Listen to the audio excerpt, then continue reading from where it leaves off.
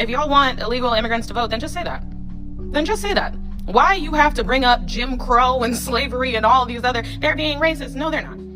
They're being discriminatory against people that shouldn't be voting in U.S. elections because they're not U.S. citizens.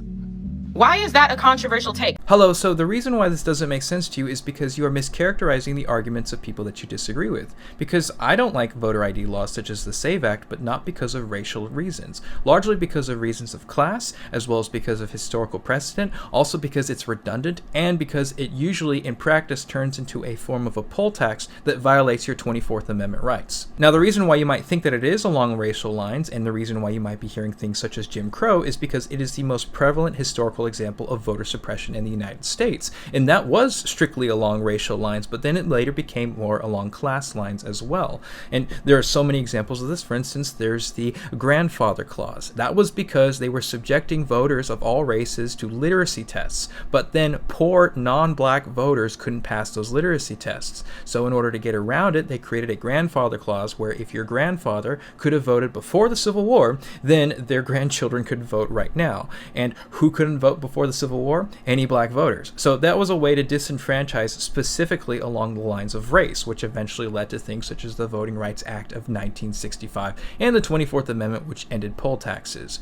If you want to hear a more extensive history on black disenfranchisement in the South and in the United States as a whole, let me know. I'll make a video on that too. Now, at first glance, a voter ID law makes perfect sense. You register to vote and you verify your identity when you cast your ballot so that we have honest elections, right? But when they actually work in practice, they very quickly turn to basically a form of a poll tax, but also as a means to disenfranchise people, typically poor people in more metropolitan areas. So, for instance, regarding the SAVE Act, right? If you're going to raise the requirements of voter ID, but you're not going to address the cost of an ID to vote in the first place, you have effectively created a poll tax, where now you must pay a fee to the government in order for you to vote.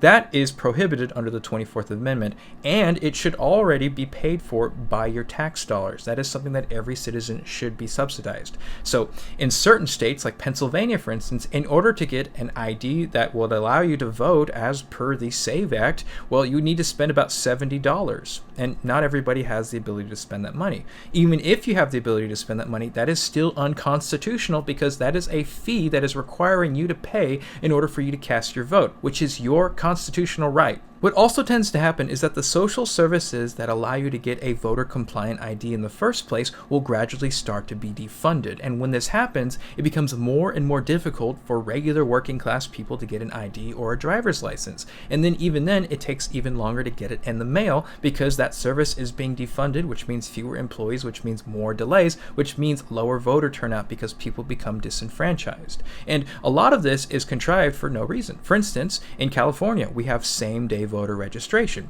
However, in my home state of Texas, I've had multiple friends get disenfranchised because they didn't know that you have to register to vote 1 month before the general election. They don't have same-day voter registration in Texas. You have to wait 1 month after you register before you can vote, for really no reason. Gradually defunding public services so that voting is more and more difficult is a very real strategy that is used especially in the South. For instance, in Texas, Governor Abbott declaring that there would only be one ballot drop-off location per county in the state of Texas. So in a county of 300 people, they have the same number of ballot drop-off locations as Harris County, where there's over 5 million people. Or in Georgia, where they gradually just reduced the number of polling locations. So in some places you can vote in about 15 minutes, but in other counties, they make it so that you're waiting for 5 or 6 hours before you can actually vote. And not many people have that much time on their hands on a Tuesday to do that. The SAVE Act also has 2 different requirements that make it very difficult for married couples as well as people living abroad or in remote areas. So one requirement would be a matching birth certificate and ID, and according to the Center for American Progress, that could potentially disenfranchise as many as 69 million women in this country who are married who don't have a matching name to their birth certificate,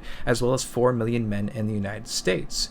The requirement for an in-person registration to vote by mail would be especially troublesome for as many as 240,000 soldiers stationed overseas if they're trying to register to vote, as well as U.S. citizens who live in Alaska and Hawaii, who would have to fly to their election office for them to register to vote. And lastly, two very real reasons why I dislike voter ID laws, especially the SAVE Act, is that one, they justify it by claiming that they're fighting voter fraud, when in reality, voter fraud is a heavily overblown issue in the United States. That started because Donald Trump refused to concede the 2020 election because he has a public persona that cannot lose. He cannot take responsibility for his mistakes, he cannot apologize for anything, and he cannot lose. So he refused to concede the election. He tried to convince the people of Georgia to overturn their election results. That failed. He threw in a bunch of lawsuits. Those all failed or were thrown out because of lack of evidence.